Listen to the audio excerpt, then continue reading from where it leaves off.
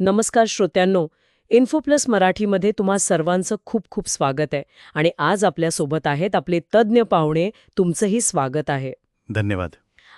विचार करा की एका सकाळी तुम्हाला असं कळतं की तुमचं जे काम आहे ना, तेच काम एक मशीन जास्त वेगाने, कदाचित जास्त चांगलं आणि कमी खर्चात करू शकते. आता ही केवळ विज्ञानातली कल्पना नाहीये, हे आता खरं वास्तव आहे जे बदलतंय आपल्या समोर. अगदी. तुम्ही म्हणालात ते अगदी बरोबर आहे. म्हणजे बघा ना, हे ChatGPT, मिडजर्नी, जस्पर ही AI टूल्स आता फक्त मोठ्या कंपन्यांपुरती राहिलेली नाही आहेत. अच्छा. अगदी लहान लहान व्यवसाय सुद्धा आता हे वापरायला लागले आहेत आणि याचा वेग खरंच थक्क करणार आहे. हो ना. आणि हा वेग किती आहे हे सांगायला काही आकडेवारी पण आहे.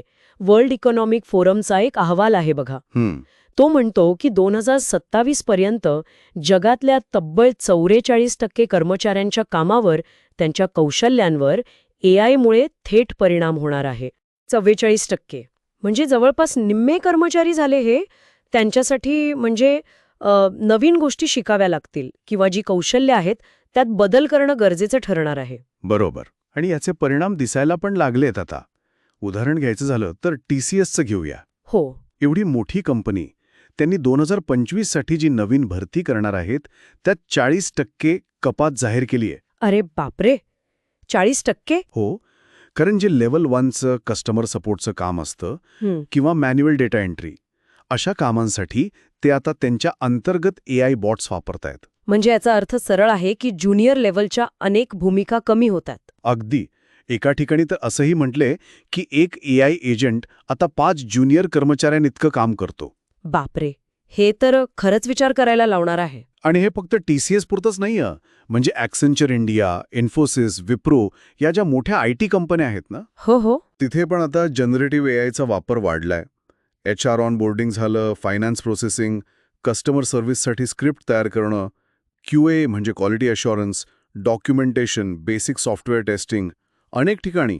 आणि मग स्टार्टअप्स आणि जे छोटे मध्यम उद्योग आहेत म्हणजे SMEs, त्यांचं काय? तिथेही हेच दिसतंय का? हो, नक्कीच. तिथेही हाच ट्रेंड आहे. कंटेंट लिहायचं असेल, आलेले रेझ्युमे तपासायचे असतील, अगदी ग्राफिक डिझाईनसाठी सुद्धा AI टूल्स सर्रास वापरली जात आहेत. अच्छा. पुण्यातल्याच एका स्टार्टअपचं उदाहरण वाचण्यात आलं होतं. त्यांनी AI वापरून वर्षाला जवळपास 10 लाख रुपये वाचवलेत म्हणे. बापरे, 10 लाख, मोठी रक्कम आहे ही. हो, पण आता हे सगळं ऐकून घाबरून जायची गरज नाहीये लगेच.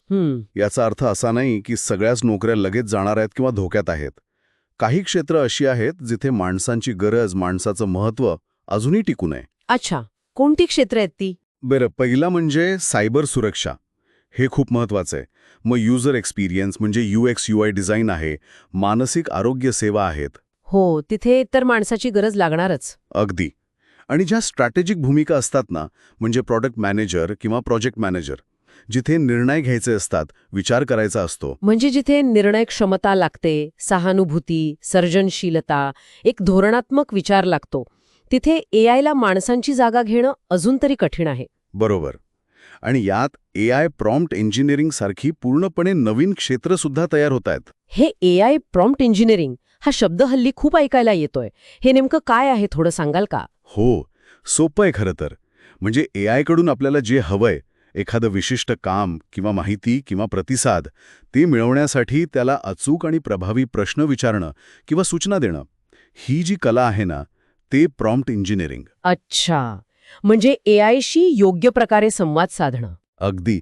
आणि याचबरोबर जे क्रिएटिव्ह लोक आहेत, लेखक, व्हिडिओ एडिटर, डिझायनर, जे AIचा वापर एक साधन म्हणून करतील, त्यांच्यासाठी संधी उलट वाढणार आहेत. मुख्य कल्पना काय आहे ना, की जितकं तुमचं काम जास्त मानवी भावना, विचार आणि संबंधांवर आधारित असेल, म्हणजे ह्युमन सेंट्रिक असेल, तितकं ते AIद्वारे बदललं जाणं कठीण आहे. हां, खूपच महत्वाचा मुद्दा आहे, ह्युमन सेंट्रिक काम. तर मग या बदलत्या परिस्थितीत आपण काय करायला हवं? म्हणजे टिकून राहण्यासाठी, यशस्वी होण्यासाठी? सगळ्यात पहिलं आणि महत्त्वाचं म्हणजे AIला घाबरू नका.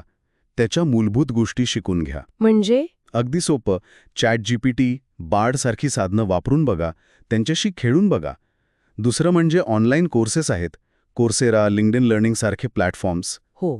तिथून AI, डेटा सायन्स किंवा आत्ता आपण बोललो तसं सायबर सुरक्षा यांसारख्या ज्यांना मागणी आहे अशा क्षेत्रांमधली प्रमाणपत्र मिळवा. तिसरं म्हणजे सतत नवीन कौशल्य शिका. थांबायचं नाही. बरोबर. शिकणं थांबवायचं नाही. आणि अजून एक गोष्ट मला वाटते, स्वतःचा एक वैयक्तिक ब्रँड तयार करणं तेही महत्वाचं आहे, नाही का? अगदी 100%. म्हणजे लिंक्डइन आहे, मीडियम आहे, अशा ठिकाणी आपले विचार मांडा, आपलं काम लोकांपर्यंत पोहोचवा, स्वतःची ओळख निर्माण करा. हो. आणि अजून एक गोष्ट म्हणजे शक्य असेल तर उत्पन्नासाठी फक्त एकाच नोकरीवर किंवा कामावर अवलंबून राहू नका. अनेक स्रोत निर्माण करण्याचा प्रयत्न करा. Right. Multiple sources of income. हो, कारण शेवटी एक वाक्य लक्षात ठेवणं खूप गरजेचं आहे. AI तुम्हाला रिप्लेस करणार नाही, पण AI कसं वापरायचं हे माहीत असलेलं कोणीतरी तुम्हाला नक्की रिप्लेस करू शकेल. खरंच, हे वाक्य खूप महत्वाचं आहे आणि विचार करायला लावणार आहे. आणि यामुळेच आपण एका महत्त्वाच्या प्रश्नाकडे येतो. या इतक्या वेगाने बदलणाऱ्या जगात सतत शिकत राहण्याची तयारी आणि परिस्थिती कोणतीही असो, तिच्याशी जुळवून घेण्याची क्षमता हीच भविष्यात यशस्वी होण्याची खरी गुरुकिल्ली ठरू शकेल का? निश्चितच. यावर प्रत्येकाने विचार करायला हवा. आज तुम्ही जी इतकी सविस्तर माहिती दिलीत आणि हे विश्लेषण केलं त्याबद्दल तुमचे खूप खूप आभार. धन्यवाद. आणि श्रोत्यांनो, तुम्ही ही वेळात वेळ काढून आमची ही चर्चा ऐकलीत त्याबद्दल तुमचेही मनःपूर्वक आभार.